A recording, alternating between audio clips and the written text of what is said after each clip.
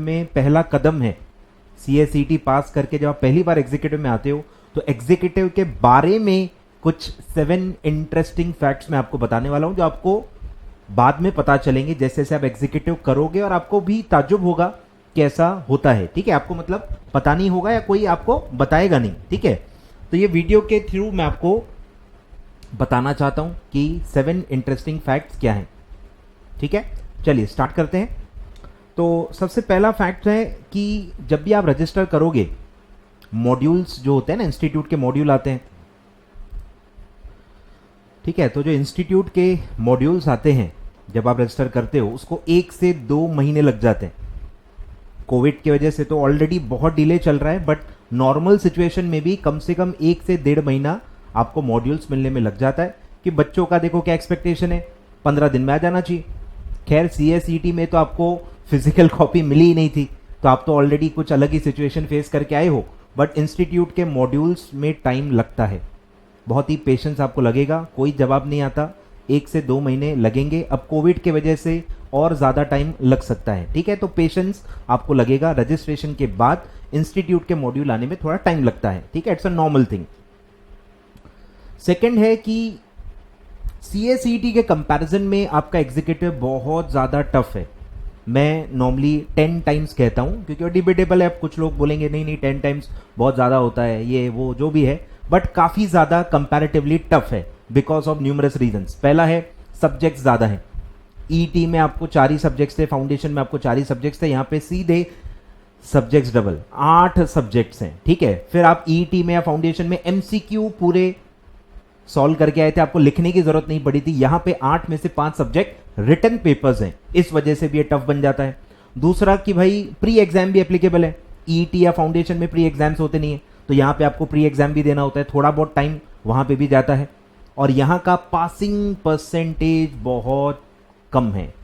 अभी ET का ही percentage आपने देखा था, आई थिंक 75 के भी ऊपर है, 75 के ऊपर का पासिंग परसेंटेज है। सोच के देखो 70+ passing percentage is a huge percentage. और एज कंपेयर टू दैट अगर आप देखोगे एग्जीक्यूटिव का, अगर आप परसेंटेज देखोगे तो जो बच्चे बोथ ग्रुप दे रहे हैं और बोथ ग्रुप पास हो रहे हैं, ये डेटा पब्लिश ही नहीं होता, क्योंकि ये बहुत कम होता है। मानने वाले एक्सपर्ट्स का बोलना है कि ये 5% से भी कम होता है, इसीलिए पब्लिश नहीं होता। जो बोथ दे रहे हैं और एक में ही बोथ निकाल रहे हैं, इसका परसेंटेज पब्लिश नहीं होता। ग्रुप वाइज पब्लिश होता है कि सिर्फ फर्स्ट ग्रुप पास हुआ, सिर्फ सेकंड ग्रुप पास हुआ। अब उसने क्या दिया था वो आपको नहीं बताया जाएगा, क्योंकि काफी लोग होते हैं ग्रुप 1 देते हैं, ग्रुप 1 पास हो जाते हैं, काफी लोग ग्रुप 2 देते हैं, ग्रुप 2 पास हो जाते हैं। पर आपको ब्रेकअप नहीं दिया जाता कि भैया ऐसे कितने परसेंटेज लोग हैं जिन्होंने फर्स्ट में या जो भी है बोथ दिए और बोथ ग्रुप उनके पास हो गए, ऐसा परसेंटेज आपको नहीं दिया जाता। आ रहा है ख्याल में? तो वो बहुत कम होता है, 5% से भी कम पासिंग परसेंटेज है बोथ ग्रुप का। सिंगल ग्रुप का इट रेंजेस फ्रॉम 8 to 12%। कम आया मतलब 8% या 10% के अंदर मतलब कम रिजल्ट आया है, और 10 के ऊपर आ रहा है मतलब अच्छा रिजल्ट है। ठीक है, तो 12, 13, 15 उसके ऊपर पासिंग परसेंटेज जाता ही नहीं है नॉर्मल सर्कमस्टांसेस में। ठीक है, तो जहां 70-75% पासिंग है, यहां पे 8 to 12% सिर्फ पासिंग रिजल्ट होता है। और बोथ ग्रुप का बात करूं तो 5% से भी कम है। तो इसीलिए डरने की बात नहीं। ये बोलेंगे सर आप डरा रहे हो, डरा नहीं रहा हूं, सतर्क कर रहा हूं ताकि आप टाइम वेस्ट ना करो। जिस तरह से आपने टाइम वेस्ट किया होगा फाउंडेशन में, ET में, फिर भी आप पास हो गए होंगे, वैसा यहां पे काम नहीं चलेगा। यहां पे हर दिन इंपॉर्टेंट है, हर आवर इंपॉर्टेंट है। ठीक है, आपको पूरा टाइम आपको मतलब यूज करना है, इसीलिए मैं सीरियसनेस बना रहा हूं। This is for seriousness, building awareness कि आप क्या चीज से लड़ने जा रहे हो। ठीक है, आपको पता होना चाहिए, आप अपने आप को तैयार करो उसके लिए। तो नंबर ऑफ आवर्स थोड़े ज्यादा देने पड़ेंगे। और स्टार्टिंग जो 3 महीने हैं आपके, वही आपका गेम चेंजर है।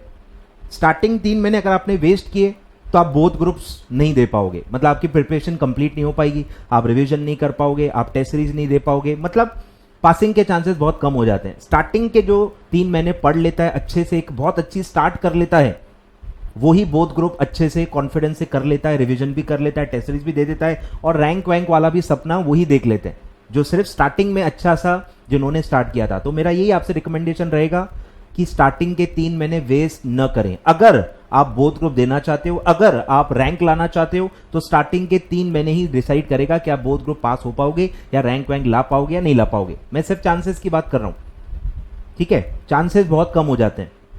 सिंगल ग्रुप वाले हैं तो कोई टेंशन नहीं, सिंगल वालों के लिए बहुत टाइम है, आप आराम से दे के पास हो सकते हो। सिंगल में इतना ज्यादा मेहनत नहीं है, बट फिर आपका टेनोर बढ़ते जाता है। 1 साल में आप सिर्फ एक ही ग्रुप पास हो रहे हो, फिर और 6 महीने बाद नेक्स्ट अटेम्प्ट दोगे, फिर उसमें भी पास होगा नहीं होगा पता नहीं है, गलती से फेल हो गए तो पूरा 1 साल वेस्ट हो जाता है। तो रिस्क बहुत है सिंगल ग्रुप वालों का, ठीक है। तो ये सब रीजंस के जैसे मैं कह रहा हूं डिफिकल्टी लेवल बहुत ज्यादा है, तो आप में बदलाव आने चाहिए, आप में बदलाव आने चाहिए। You have to change yourself suitably for CS executive. जैसे आपने पढ़ा CS CET के लिए, जैसे आपने पढ़ा फाउंडेशन के लिए, वो तौर तरीके उस लेवल का प्रिपरेशन नहीं चलेगा। You have to multiply it, ठीक है। फिर है प्री एग्जाम भी है, लेकिन you should take it lightly, क्योंकि ये जस्ट एक फॉर्मेलिटी है कि आपको जो भी पेपर्स देने मेन एग्जाम में उसका प्री एग्जाम ऑनलाइन पास करना है। अब ये क्यों फॉर्मेलिटी है, क्यों सीरियसली न लिया जाए, जबकि ये तो मैंडेटरी है। अगर आप प्री एग्जाम पास नहीं कर पाए तो मेन एग्जाम नहीं दे पाओगे। तो मैं क्यों कह रहा हूं कि लाइटली लो, क्योंकि ये आप रोज एक एग्जाम दे सकते हो, 1 एग्जाम पर डे, या शायद few hours, I don't know, अभी वो बदलते रहता है, बट एक दिन में आप एक एग्जाम दे सकते हो। मतलब रोज आप एग्जाम दे सकते हो, मतलब एक ही बार में पास करना है ऐसा नहीं है। काफी बच्चे इसलिए टेंशन लेते हैं कि सर एक ही बार में पास करना है, मैं पहले इसमें फेल हो गया तो, अरे तो कल एक और दे दो, परसों एक और दे दो, नरसों एक और दे दो। अरे भाई महीने ही महीने आपके पास, स्टार्ट डेट कहीं लिखी नहीं है, डायरेक्ट एंड डेट दी है कि एग्जाम फॉर्म भरने के पहले आपको पास करना है। मतलब आपके पास बहुत सारे मंथ्स हैं, आप आराम से उसको पास कर सकते हो। घर बैठ के देना है, बुक खोल के, किसी से पूछ के, नेट पे सर्फ करके, कैसे भी आप वो एग्जाम दे सकते हो। तो जब इस लेवल का एग्जाम है, मतलब एक फॉर्मेलिटी हो गया। आप बुक भी देख सकते हो, आप टीचर से पूछ सकते हो, आप फ्रेंड से पूछ सकते हो, आप नेट पे देख के वो सॉल्व कर सकते हो। तो सोचो कितना मतलब फॉर्मेलिटी है। तो इसलिए कह रहा हूं कि बहुत ज्यादा टेंशन मत लो। कुछ लोग बहुत ज्यादा टेंशन ले लेते हैं, उतना भी टेंशन नहीं लेना है। ठीक ठाक सीरियसनेस रहना चाहिए कि भैया ठीक है, हमको उसको पास करना है। एक दिन में आप एक बार एग्जाम दे सकते हो, तो आप बहुत बार एग्जाम देके आराम से उसको साइड में पास कर सकते हो, ठीक है। It's just like a video game now, ठीक है। फिर सिमिलरली 1 डे ओरिएंटेशन प्रोग्राम का भी बहुत लोग टेंशन दे देते हैं, क्योंकि आपको जब नेट पे आप पढ़ोगे तो आपको देखेगा कि within 15 days of registration you have to do the 1 day orientation programme. Online ऐसा लिखा हुआ है, जब लाया था 1/6/2019 से आया था, और वो उसमें वैसे ही लिखा है, पर ऐसा अब चल नहीं रहा क्योंकि कोविड-19 है, ब्रांचेस में ये हो नहीं रहा, ऑनलाइन प्रोसीजर कहीं लिखा हुआ नहीं है, किसी को कुछ भी नहीं पता। तो आपको टेंशन आएगा कि यार लिखा तो 15 दिन में है, अब मेरा क्या होगा। तो टेंशन मत लो, ये चीजें बहुत नॉर्मल है। ओरिएंटेशन प्रोग्राम जैसा सोच के लॉन्च किया गया था वैसा अप्लाई नहीं हो रहा है। You have to wait for the institute, online procedure आएगा, या जब कोविड थोड़ा सा कम हो जाएगा तो ब्रांच लेवल पे वो लेना फिर से स्टार्ट करेंगे। तो आपके लिए अभी कुछ भी नहीं करना है, आपको सिर्फ इग्नोर करना है। ये भी बहुत मेहनत वाला काम है एक्चुअली, इग्नोर ही लोग आजकल नहीं कर पाते, यही सबकी प्रॉब्लम है। इग्नोर करना है जब तक कोई अनाउंसमेंट नहीं आता। सर अनाउंसमेंट आएगा हमको कैसे पता चलेगा? अरे हम बैठे हैं ना, हम बैठे हैं, हम आपको अपडेट देंगे, कोई टेंशन नहीं है। आपको सिर्फ यूट्यूब चैनल सब्सक्राइब कर लेना है, बात खत्म। आपको अपडेट मिल जाएगा जैसे ही ओरिएंटेशन का फिजिकल कुछ होने वाला है या ऑनलाइन प्रोसीजर जब भी आएगा मैं आपको बता दूंगा, ठीक है।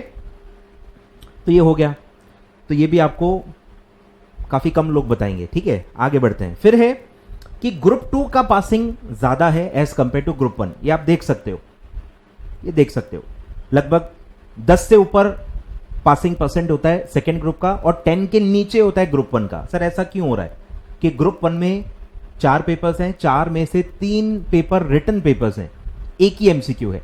तो एग्रीगेट जो पासिंग होती है, पिछले वीडियो में मैंने आपको बताया था कि ड्यूअल पासिंग है, इंडिविजुअल भी पास होना है और ग्रुप में सब मिला के एग्रीगेट पासिंग भी होती है। तो काफी बच्चे रिटन पेपर्स में 40 मार्क्स तो ला लेते हैं, मतलब इंडिविजुअली पास हो जाते हैं, पर एग्रीगेट में वो फेल हो जाते हैं, क्योंकि रिटन पेपर्स में स्कोर करना थोड़ा मुश्किल होता है। तो ग्रुप 2 ज्यादा आसान है, क्योंकि ग्रुप 2 में 2 MCQ पेपर है। MCQ में आपके हैंडराइटिंग का कोई रोल नहीं है, MCQ में टाइम कम नहीं पड़ता, आप पूरा पूरा पेपर भी सॉल्व कर पाते हो। तो MCQ के कुछ एडवांटेजेस होते हैं, वो आपको सेकेंड ग्रुप में ज्यादा मिलते हैं, क्योंकि 2 पेपर MCQ है, तो आप 2-2 पेपर में 60+ ला सकते हो, तो एग्रीगेट निकालना बहुत आसान हो जाता है, ठीक है। और ये पासिंग परसेंटेज में भी रिफ्लेक्ट हो रहा है। फिर है कि अभी तक जितने भी एग्जाम्स आपने दिए होंगे, नॉर्मली आप पूरे पूरे पेपर सॉल्व कर पाते हो। अरे आपके लिए अभी तक क्या नॉर्मल है कि मैं पूरा पेपर सॉल्व करके आ सकता हूं, पर यहां पे थोड़ा सा सिनेरियो अलग है। यहाँ पे पूरा पेपर बहुत ही रेयर सॉल्व होता है। रैंकर्स, आई होप रैंकर्स पूरा सॉल्व करके आते हैं, या जो भी बोथ ग्रुप पूरा पास हो जाते हैं एक शॉट में, वो माइट भी पूरा पेपर सॉल्व कर पाते होंगे अच्छे से, ठीक है। बहुत मतलब कम लोग हैं जो 100 मार्क्स का पूरा पेपर अच्छे से सॉल्व कर पाते हैं। नॉर्मली 80 to 90 मार्क्स का ही सॉल्व होता है। एक एवरेज सीएस एग्जीक्यूटिव का स्टूडेंट अगर मैं बात करूं, एवरेज नॉर्मल स्टूडेंट, तो वो 80 to 90 मार्क्स का ही पेपर सॉल्व कर पाता है। अब सर ये 10 मार्क्स का क्या प्रॉब्लम है, 10 से 15 मार्क्स क्यों सॉल्व नहीं हो पाता? या तो आपकी स्पीड कम होती है, आप पूरा पेपर अटेम्प्ट नहीं कर पाते हो, या तो आपको पूरा पेपर आता ही नहीं है। कुछ ना कुछ आउट ऑफ बॉक्स आएगा, 10 या 12 मार्क का, 15 मार्क का कुछ आउट ऑफ बॉक्स आएगा और वो आपको आता ही नहीं है। मतलब टाइम है पर आप लिख नहीं पा रहे हो क्योंकि आपको आता नहीं। तो ये दो रीजंस के वजह से आप 80 to 90 का ही सॉल्व कर पाते हो। या तो स्पीड का प्रॉब्लम है, आपको आता सब है पर आप लिख नहीं पा रहे हो, या फिर आपको आता ही नहीं है। तो आप लिखोगे क्या? जबरदस्ती कुछ तो लिख के आओगे पर मार्क्स वहां पे मिलते हैं नहीं। ये बीकॉम है नहीं, सीएस का एग्जाम है, ठीक है। तो 80 to 90 पे अगर आपका सॉल्व हो रहा है तो आपको टेंशन नहीं लेना है, it's very normal in this field.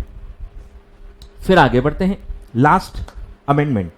ये भी काफी कम लोगों को बचता है और मैं 1-on-1 सबको यही समझा रहा हूं कि आपका अटेम्प्ट है सर जून 21, इसका अमेंडमेंट का एप्लीकेबिलिटी कैसा है? 31 दिसंबर तक के अमेंडमेंट्स आप पे एप्लीकेबल हैं, ठीक है। ये डेट भी थोड़ी डिस्प्यूटेबल है, इंस्टीट्यूट कभी थोड़ी यूनिफॉर्मिटी नहीं है, कभी 1 दिसंबर लिखती है, कभी 31 दिसंबर लिखती है। तो safer side you can apply it as 31 December. तो 31 दिसंबर तक के अमेंडमेंट्स आपको एप्लीकेबल है। अब हम सितंबर में, तो दिसंबर तक के अमेंडमेंट सितंबर में तो आपको मिलेंगे नहीं। तो जैसे ही दिसंबर कंप्लीट होता है उसके बाद प्रॉपर जो अमेंडेड बुक्स होते हैं फॉर जून 21 वो बाद में आपको मिलते हैं। तो अभी सितंबर से लेके दिसंबर तक क्या चलता है वो आपको पुराना पढ़ाते हैं, मतलब अप टू जून 2020 जो भी अमेंडमेंट्स हैं वहां तक का अमेंडेड लॉ आपको पढ़ाया जाता है। और ये जो 6 महीने के अमेंडमेंट्स है वो आपको अलग से पढ़ाए जाते हैं। और ये बहुत ही नॉर्मल है, काफी बच्चों को पता नहीं होता। ये बहुत ही नॉर्मल प्रैक्टिस है कि पिछला जो अटेम्प्ट हुआ है दिसंबर 20 जो अटेम्प्ट है उसका जो अमेंडमेंट एप्लीकेबिलिटी है उसके हिसाब से आपको पढ़ाया जाता है। और फिर जो 6 मंथ्स के अमेंडमेंट है वो आपको सेपरेटली जनवरी या फरवरी में या मार्च में अलग से दिए जाते हैं। अगर आप, कुछ लोग बच्चे ऐसे होते हैं सर हमको अमेंडेड ही चाहिए, तो बेटा अभी नहीं मिलेगा। सितंबर में दिसंबर तक के अमेंडमेंट वाला कौन आपको दे पाएगा? जादू चल रहा है क्या यहां पे? वो जनवरी के बाद ही मिलेगा। अब जनवरी के बाद अगर आप लेक्चर बाय करके पढ़ना स्टार्ट करोगे बेटा, तो आपकी पढ़ाई कब कंप्लीट होगी? मतलब इसका कोई सॉल्यूशन नहीं है, मैं कह रहा हूं। वेट करोगे तो गाड़ी हाथ से निकल जाएगी। मैं आपको वही समझा रहा हूं कि स्टार्टिंग के 3 महीने ही इंपॉर्टेंट है। तो आपके पास जो अवेलेबल है वो आप ले लो और वैसा पढ़ाई स्टार्ट कर दो। यू कैन नॉट वेट, आपके पास टाइम बहुत कम है। तो ये नॉर्मल चीज है कि दिसंबर 2020 जो एग्जाम्स होने वाले हैं उसके लिए जो अमेंडमेंट्स एप्लीकेबल हैं, जो 30 जून 2020 तक है वहां तक के अमेंडेड लेक्चर्स लोग आपको देंगे। और फिर 1 जुलाई से लेकर 31 दिसंबर तक के जो अमेंडमेंट्स हैं वो आपको जनवरी या फरवरी में अलग से दिए जाएंगे। This is a normal practice and acceptable practice in this field, ठीक है। तो ये 7 फैक्ट्स थे। आई होप जैसे जैसे आप इसको एनकाउंटर करोगे आपको सही लगेगा, ठीक है। इसमें से कुछ आप अभी भी एनकाउंटर कर चुके हो तो वीडियो को लाइक जरूर कीजिएगा। पहली बार मेरे चैनल पे आए हो तो वीडियो अपना चैनल सब्सक्राइब करके जरूर जाइएगा। Thank you so much.